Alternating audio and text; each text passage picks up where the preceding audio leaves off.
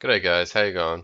I'm Chuffed, and this is an in-depth tips and tricks guide for Aatrox. So sit up, take notes, and hopefully it'll help you step up your game.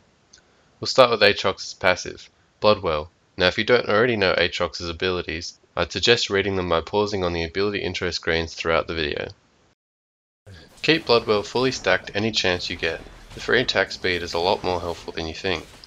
The revive mechanic means risky and aggressive play can often pay off, but don't be an idiot about it. It's a good idea to actively use your revive to get a kill in lane, instead of saving it and never ending up using it. The health gained after the revive is a flat amount, therefore buying armor and magic resistance is a great idea because it increases the value of that health. Aatrox's Q, Dark Flight. It's classified as a knock-up ability and therefore can interrupt channel spells and synergize with Yasuo.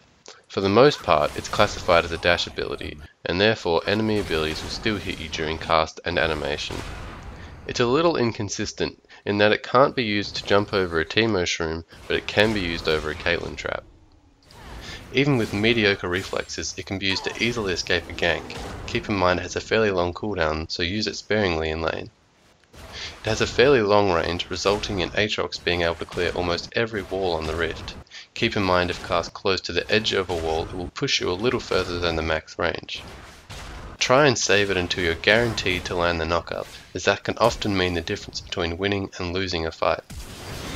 Also keep in mind there is no delay on auto attacks after the animation, so using it during last hitting can be effective. Aatrox's W, Bloodthirst and Blood Price.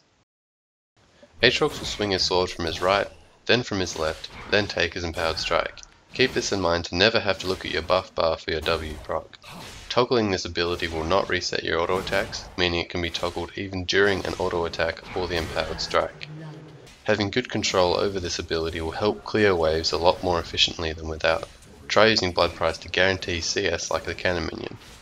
Due to the huge sustain Bloodthirst gives you, it's generally a good idea to sacrifice health for any gold advantage you can get. Take minion camps whenever you have any spare time, and don't be afraid to take harass in lane for CS. It's a good idea to only use Bloodthirst when you're below 50% health, as you get 3 times the normal healing effect when you are. Always remember how powerful the heal is, as it can very easily save your life. There's a couple of interesting ability interactions with Aatrox's W. The entire empowered attack will go through Jax's counter-strike. The bonus damage and heal will go through Pantheon's passive, but not the auto attack portion.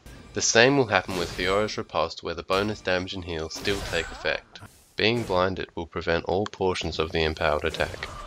The toggling or actual empowered strike do not count as spells, and therefore do not stack up Kassadin's E or Maokai's passive, nor will the empowered strike be blocked by any spell shield.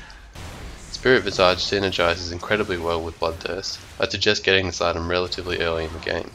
I'd also suggest taking the second Wind Mastery, as it synergizes very well with both Bloodthirst and Spirit Visage. Maybe even try out this 13-17 Mastery set. Aatrox's E, Blades of Torment. During the laning phase, try to make the most of this ability by last hitting and harassing your opponent at the same time. As with a lot of other skill shots, the hitbox is actually very slightly bigger than the range indicator shows. You probably want to max your E first due to how versatile it is. It can help harass, last hit, escape, and engage. Aatrox's R, Massacre. The AoE burst range of this ability is a lot bigger than you think, so pay attention to where you can use it in teamfights to maximize damage.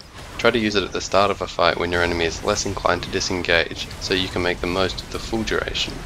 Remember the initial burst damage is instant on cast, so it's very easy to mix into a burst combo, which leads us nicely into the next section. Effective ability combos. Remember, before attempting any combos, it's best to make sure your blood price is already active to maximize burst potential. A very simple combo is just to use your Q to get onto your opponent, then land a blood price attack and disengage. Your escape combo is quite easy to achieve. You have an almost guaranteed E on a chasing enemy, then just Q away.